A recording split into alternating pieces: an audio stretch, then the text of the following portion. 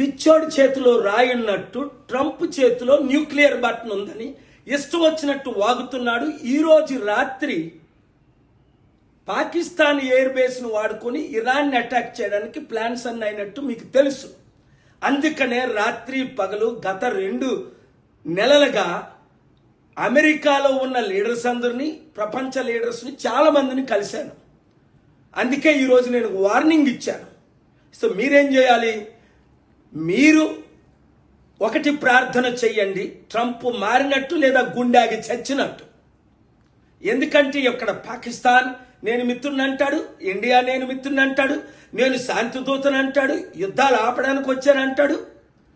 ఇప్పుడేమో యుద్ధాలు తప్ప ఇంకోటి చేయలేదు. రష్యా యుద్ధం గంటలో ఆపేస్తాను అన్నాడు. 120 రోజులు అయింది. ఆడు కనీసం పుటిన్ ప్రెసిడెంట్ ఆడు మాటే వినలేదు. యుక్రెయిన్ ప్రెసిడెంట్ వైట్ హౌస్కి పిలిపించి ఇన్సల్ట్ చేశాడు. అందుకనే సౌత్ ఆఫ్రికన్ ప్రెసిడెంట్ ట్రంప్ని వైట్ హౌస్లో ఇన్సల్ట్ చేశాడు. ఈ పిచ్చి చేష్టలన్నీ చూసి ఇలాన్ మస్క్ గుడ్ బై చెప్పాడు. అందుకే 2020లో ఆయన విరుద్ధంగా బుక్ రాసి బైడెన్ గెలిపించిన తర్వాత మళ్ళీ సరెండర్ అయ్యి లాస్ట్ ఇయర్ మళ్ళీ కాలు ఏలు పట్టుకుంటే క్రైస్తవులందరూ రిక్వెస్ట్ చేస్తే మరల మద్దతు ఇచ్చాం. ఈడు మారడ్రా అని. యేసు ప్రభు పేతుర్ని సైతాన్ ఎలాగన్నాడో ఈయన సైతాన్తో నిండిపోయి 3వ ప్రపంచ యుద్ధం, ఎవరి డబ్బులు ఇడో ఆడి మీద యుద్ధం. ఖటారు, కువైటు, యుఏఈ, సౌదీ డబ్బులు ఇచ్చిన వాళ్ళకి మద్దతు, డబ్బులు ఇవ్వని వాళ్ళకి శత్రువు. ఇప్పుడు పాకిస్తాన్ వాడుకుంటున్నాడు. ఆ పాకిస్తాన్ వాళ్ళకైనా సిగ్గు లేదా? అందుకే ఇంగ్లీష్లో తిట్టాను అర్థమయ్యేటట్టు.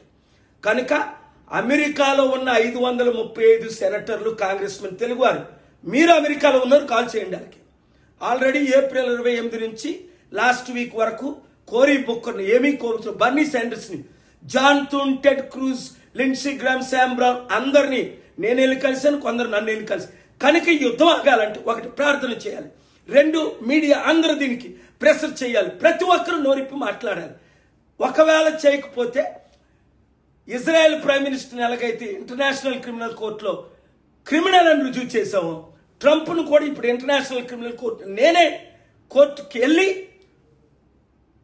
బుష్ ఎలాగైతే ఇరాక్ను ఆక్యుపై చేశాడో, వెపన్స్ ఆఫ్ మాస్ డిస్ట్రక్షన్ ఉన్నాయని అబద్ధాలు చెప్పి కాలిన్ పవర్ ద్వారా, ఈడు ఇరాన్లో బాంబులు ఉన్నాయని, అరే ఇంటెలిజెన్స్ చీఫ్ తులసి గ్యాబర్డే అన్నది కదా లాస్ట్ ఇయర్ ఇరాన్లో న్యూక్లియర్ బాంబు లేదని, మీరు బాంబు ఉంది మేము అటాక్ చేస్తామని అబద్ధాలు ఆడితే ఈ పాకిస్తాన్ వాళ్ళకి సిగ్గు లేకుండా వాళ్ళు ఎలాగ అవకాశం ఇస్తారు షియాకి సున్నీకి గొడవలు పెట్టడానికి? కనుక ఈ వీడియో ప్రార్థన కొరకు, ట్రంప్ మారాలి లేదా గుండాగి చవ్వాలి, నెతన్యాహు మారాలి, గుండాగి చవ్వాలి.